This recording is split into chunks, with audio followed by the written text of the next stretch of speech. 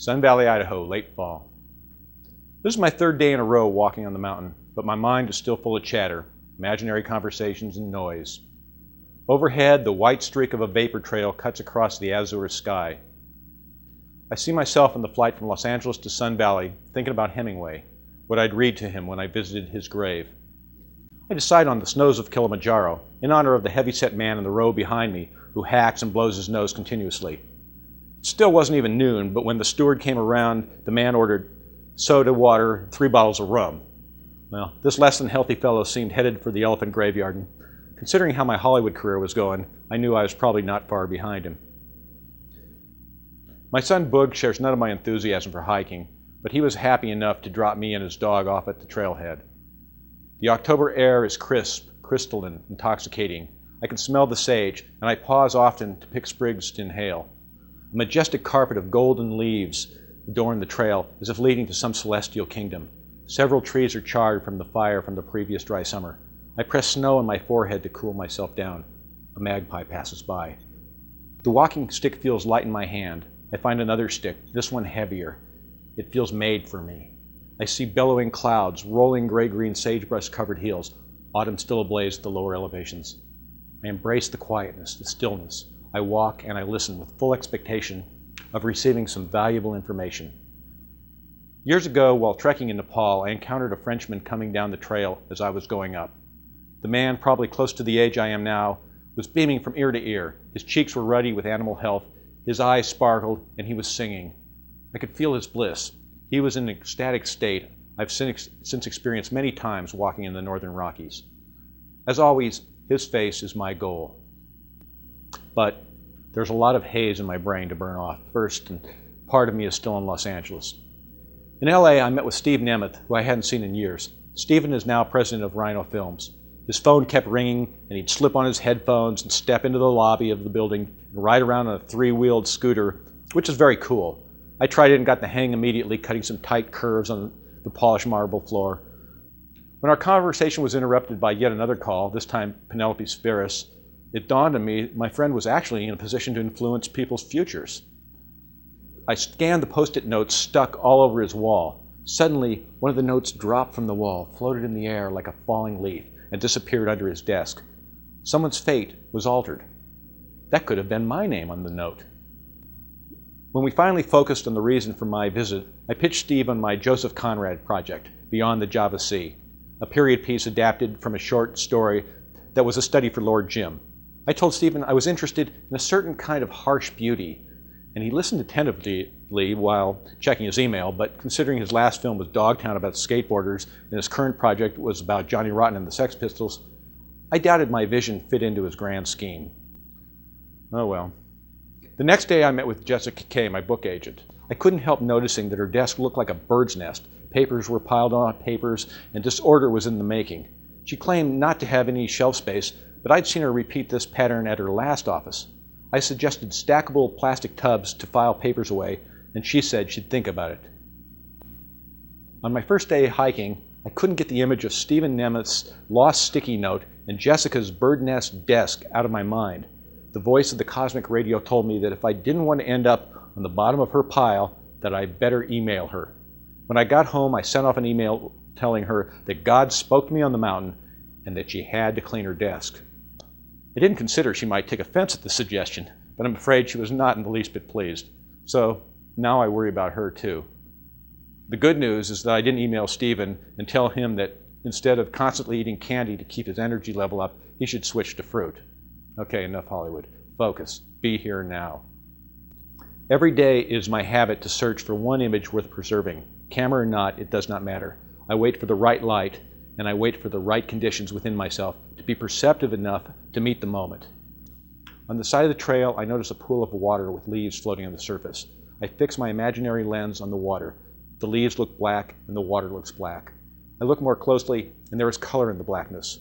I see the reflection of the sky, the gnarled trees, and the clouds shaped like dragons. I try not to hurry.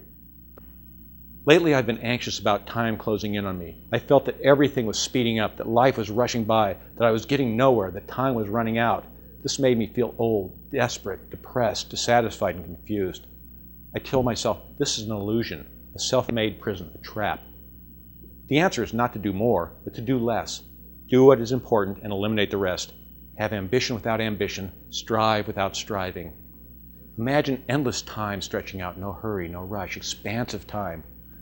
I think of other days on other hikes around these mountains, late July up in Copper Basin, the wildflowers in full bloom, Indian paintbrush, foxgloves, columbines, lanterns of the fairy lilies, white with a touch of lavender, the high grass waving, the yellow jackets swarming among the sweet-scented lady slippers. I want to stay and never leave, and I wonder how anyone could not love life and not believe in the glory of creation, and I want to live forever, and I greedily breathe it in, trying to absorb it, trying to etch it into my mind as hawks circle high above, circling in wide, lazy loops, riding the current. And the higher I climb, each wildflower meadow becomes more spectacular, and part of me wants to lie on my back and do as the lilies and toil not. But on I go, crossing and recrossing the river that flows from the summit.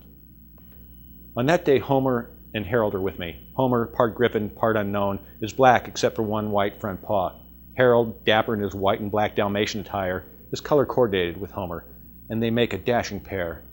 As the dogs jump in the river for a swim, I kneel down and submerge my head in the freezing water. What a rush! The shock of the water makes everything more intense and clear, and I am fully awake, brilliantly awake. Poor Harold is no more, and today it is just Homer and me. Breathe, relax, enjoy. I bow my head and pray and send a blessing to all the people in my life, friends near and far. As faces flash before me, I am surprised how many friends are among the dead. The dead and the living, we carry them in our heads, and the line between our realities seems very thin. And even many of those living are no longer as I remember them in youth, in our time of madness. Recently, Sweetie asked me what she should do if I suddenly croaked. Burial with my family doesn't appeal to me, nothing against my family, but they are in Denver and it is too cold, and there is an apartment building overlooking the cemetery, which I'd always found depressing. I'd prefer being stuffed, freeze-dried, or shrunk. Sweetie wouldn't want me around, but I can imagine myself being placed in a rocking chair in the back of some eccentric antique store with a stuffed cat in my lap. But that probably won't happen, so the best bet is ashes to ashes. Some would go to California, some to Colorado, some to this friend and that, but I'd also like to be scattered on this mountain, a holy spot for sure.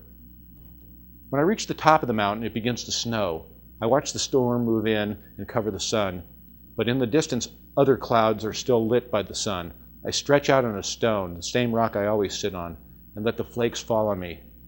The messages begin. The cosmic radio tells me, as far as my writing goes, it is a time of uncertainty, not to panic, just show up at my desk and spout nonsense till whatever is next comes into focus. There are stories to write, and movies, and the next novel, whatever that is to be. In my mind, I play with possibilities and am comforted. In my mind, I write first paragraphs and envision completed works. I experiment with different voices, with different weight, and I think about what I can say better than others might say. On the way back down the trail, a bird marked like a magpie with a gray head seems to call to me. I stop in the grove of aspens. The leaves have turned from gold to slate gray, almost black. I stand still as a breeze swirls through. The leaves on one tree dance, then another tree joins in as the breeze shifts. And then the leaves on all the surrounding trees are dancing and singing, a song for leaves and wind. Then there is calm as only one tree and then another takes solo turns. And I am here to witness. This is my picture for the day, my moment. A few minutes later, the living and the dead, the past and the present all fuse together, and I have another great moment.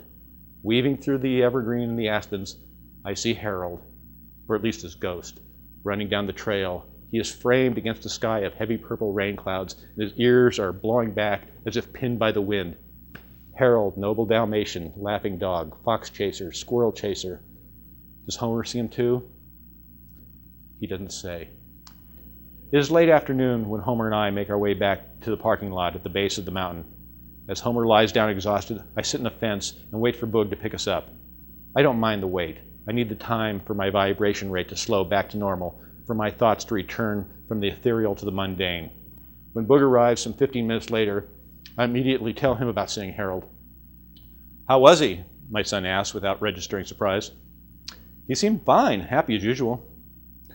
"I really miss Harold," he says. "Me too," I say. "I miss Harold more than I miss most people." "I know," says Boog. "Harold had personality." I drive. The sun is setting, so I slip down the visor. We discuss dinner as the blinding light fills the car. All is brightness, yellow sky and yellow sun.